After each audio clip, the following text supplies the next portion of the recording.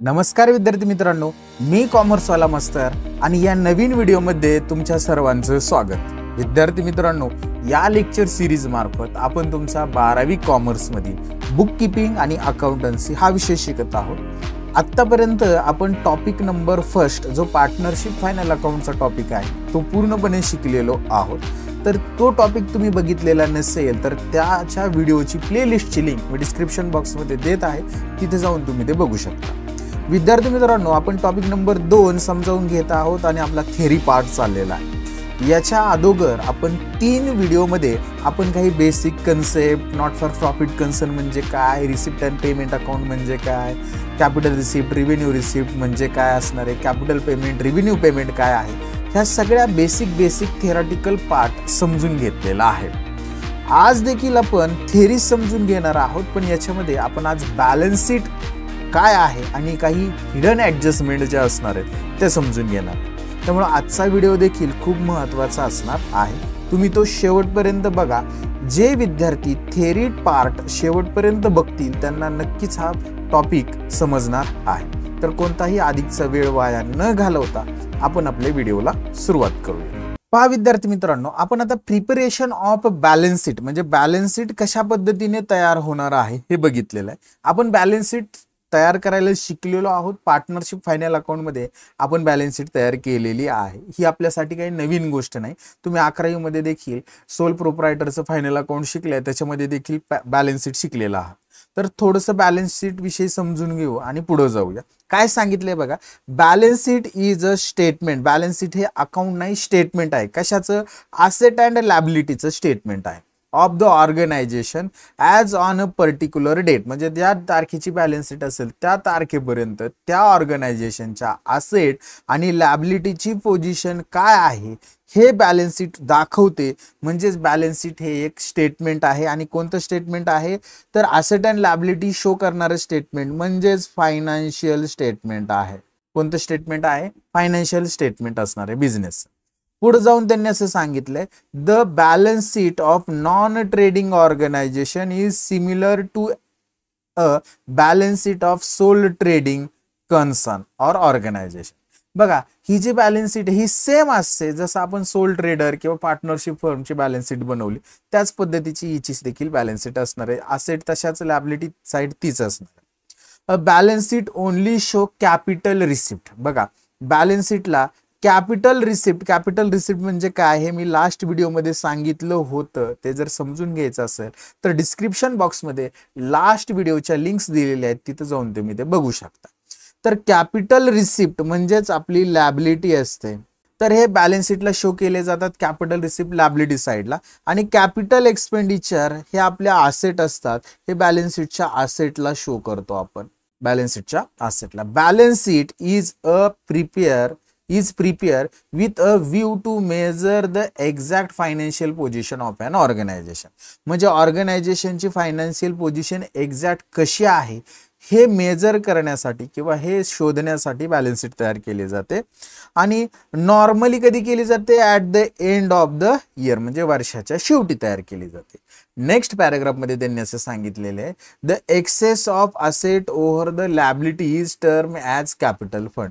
म्हणजे ज्या वेळेस असेट जास्त असतील लायबिलिटी पेक्षा त्यावेळेस जी बॅलन्सिंग फिगर येईल त्याला आपण कॅपिटल फंड असं म्हणणार। तर असं कधी करावं लागेल? ज्या वेळेस आपल्याला प्रॉब्लेम मध्ये कॅपिटल फंडची अमाऊंट ही काय असणार आहे? मिसिंग असणार आहे।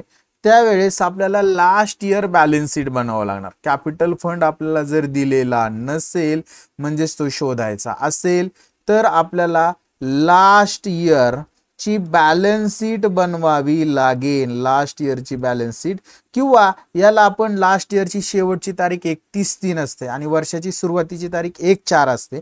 यालाच आपण ओपनिंग बॅलन्स शीट देखील म्हणणार। यालाच आपण काय म्हणणार? Opening balance sheet. Opening balance sheet देखील बनवावी लागते। कशी बनवायची ही ज्यावेळेस आपण एक्झाम्पल वगैरे सॉल्व्ह करून बघूया त्यावेळेस मी तुम्हाला ते नक्कीच सांगेल। तर त्यांनी जे वाक्य वापरले, the excess of asset over the liability is term as a capital fund, त्यालाच आपण कॅपिटल फंड असं म्हणणार।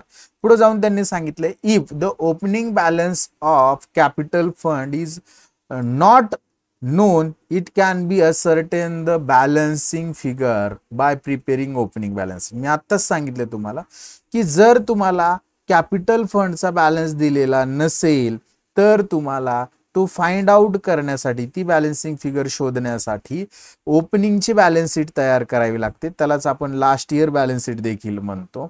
आणि त्यासाठी आपण असेट आणि लॅबिलिटी विचारात घेऊन असेटची टोटल ही लॅबिलिटीपेक्षा जास्त असते आणि जी बॅलन्सिंग फिगर भेटल त्याला आपण कॅपिटल फंड असं म्हणणार. म्हणून त्यांनी ते वाक्य वापरले, the excess of capital excess of asset over the liability it is term as a capital fund. I hope हा पॅरेग्राफ तुमचा क्लिअर आहे.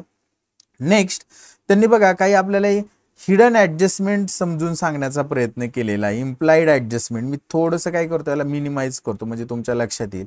बघा या ठिकाणी त्यांनी दिलेलं आपल्याला इम्प्लाइड ऍडजस्टमेंट कशा पद्धतीच्या असतात, ज्या आपल्याला रिसिप्ट अँड पेमेंट अकाउंटलाच ऍडिशनल इन्फॉर्मेशन असते एखाद्या आयटमच्या बाबतीत, त्याला इम्प्लाइड ऍडजस्टमेंट किंवा हिडन ऍडजस्टमेंट असं म्हणणार. तर आपण ते समजून घेऊ. आता मी हे झूम करतो आणि तुम्हाला समजून सांगण्याचा प्रयत्न करतो.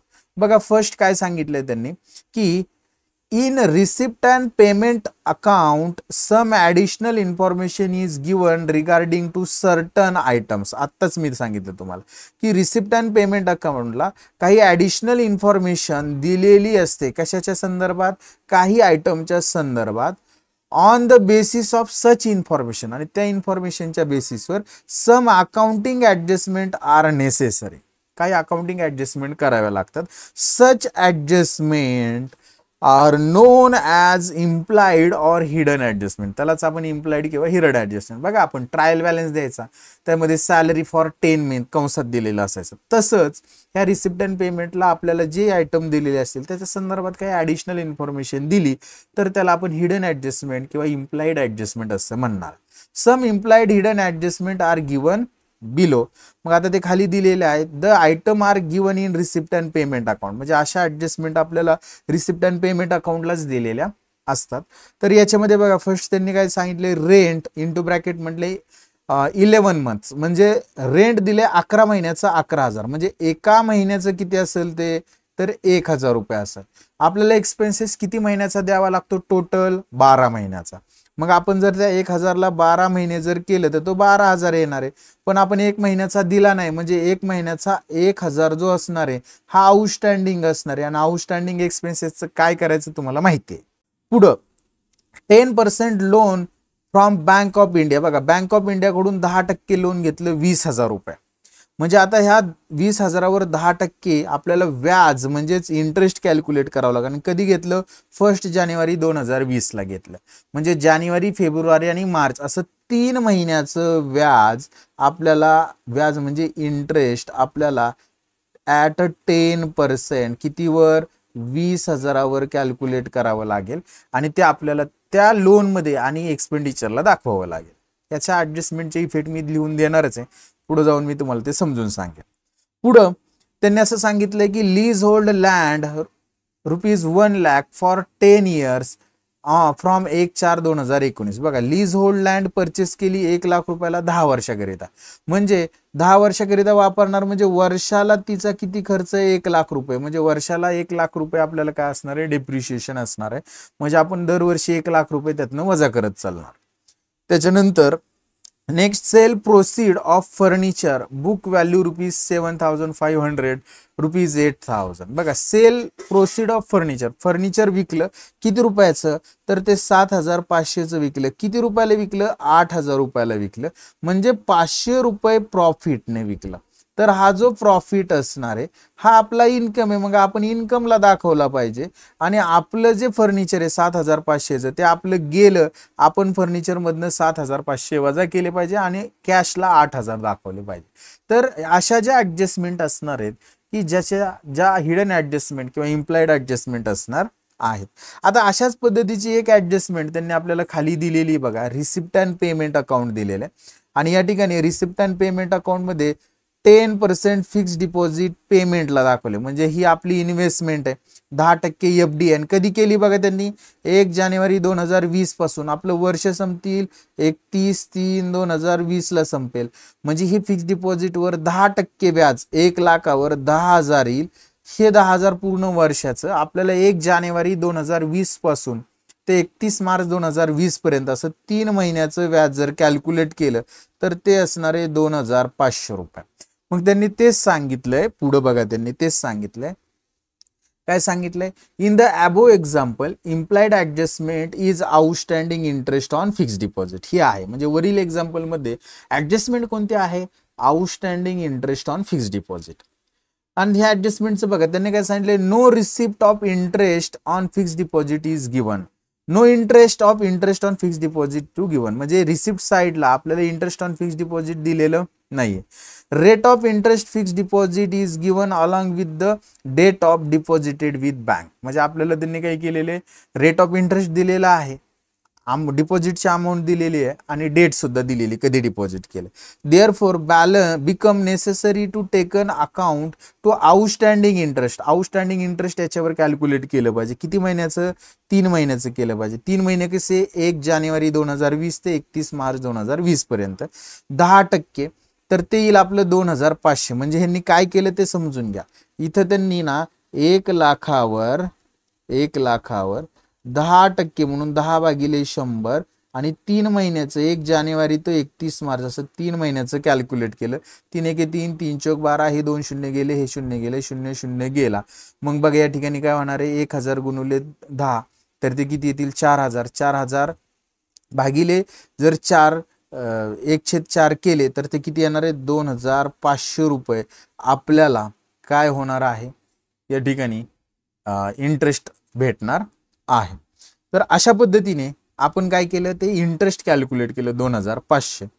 पुढे त्यांनी सांगितलेले outstanding interest on fixed deposit, हे जे आउटस्टँडिंग इंटरेस्ट फिक्स्ड डिपॉझिट 2500 काढलं, should be credited to income and expenditure account. म्हणजे इन्कम साइडला रेकॉर्ड करायचं. क्रेडिट साइडला म्हणजे कुठं? इन्कम साइडला ते रेकॉर्ड करायचं. And it is show on asset side of balance sheet. आणि बॅलन्स शीटच्या असेट साइडला शो करणार कसं? तर ते ऍड करणार फिक्स्ड डिपॉझिट मध्ये किंवा शो करणार सेपरेटली बॅलन्स शीटच्या असेट साइड. तर अशा पद्धतीने ह्या इम्प्लॉइड जे ऍडजस्टमेंट असतात त्याच्या इफेक्ट आपल्याला द्यावे लागतील. आता पुढे जाऊन त्यांनी कॅपिटल फंड विषयी थोडीशी इन्फॉर्मेशन दिली की बाबा कॅपिटल फंड म्हणजे काय. तर बघा, capital fund is shown on the liability side of balance sheet of not for profit concern. म्हणजे हा कॅपिटल फंड कुठं दाखवा लागतो? बॅलन्स शीटच्या लायबिलिटी साइडला, प्रॉफिट नॉट फॉर प्रॉफिट कन्सर्नच्या. Capital fund is created from the capital income. बघा आता कॅपिटल फंड कसा क्रिएट केला जातो? कॅपिटल इन्कम मधून. And by capitalising the surplus, म्हणजे सरप्लस कॅपिटलाइज करून किंवा कॅपिटल रिसिप्ट जे असतात त्या कॅपिटल रिसिप्ट मधून हा कॅपिटल फंड क्रिएट केला जातो. The net surplus is added in the capital fund. बघा आपण इन्कम अँड एक्सपेंडिचर अकाउंट तयार करतो आणि त्या ठिकाणी आपल्याला काय भेटतो? सरप्लस भेटतो. तर हा जो नेट सरप्लस आहे हा ऍड केला जातो. कशामध्ये? कॅपिटल फंड मध्ये हा नेट सरप्लस ऍड केला जातो. And deficit is deduct from the capital fund. आणि डेफिसिट जर आपल्याला फाइंड आउट झालं इन्कम अँड एक्सपेंडिचर अकाउंट मधनं तर ते डिडक्ट केलं जाणार आहे आपल्या कॅपिटल फंड मधून. तर आय होप कॅपिटल फंड म्हणजे काय हे देखील तुम्हाला समजलेलं आहे. आता बॅलन्स शीटचा त्यांनी एक फॉर्मॅट दिलेला आहे. तो फॉर्मॅट पहा, या ठिकाणी तुम्हाला दिसतं. मी याला झूम करून तुम्हाला समजून सांगण्याचा प्रयत्न करतो. बघा या ठिकाणी हा जो बॅलन्स शीट आहे ते बॅलन्स शीटला हेडिंग काय देणार? Balance sheet as on 31 March 2000. इथं मी 24 लिहितो, वर्ष 24 चालू म्हणून 24. याच्यामध्ये बघा कॅपिटल फंड लिहिणार, यालाच ओपनिंग बॅलन्स म्हणणार आपण कॅपिटल फंडचा. याच्यामध्ये ऍड करणार ज्या रिसिप्ट कॅपिटलाइज आहेत. डोनेशन कॅपिटलाइज असेल तर डोनेशन ऍड करणार, एंट्रन्स फी कॅपिटलाइज असेल तर एंट्रन्स फी ऍड करणार आणि सरप्लस ऍड करणार शेवटी. आणि लेस करणार डेफिसिट. ज्या अमाऊंट येईल आउटरला ती कॅपिटल फंडची अमाऊंट असेल.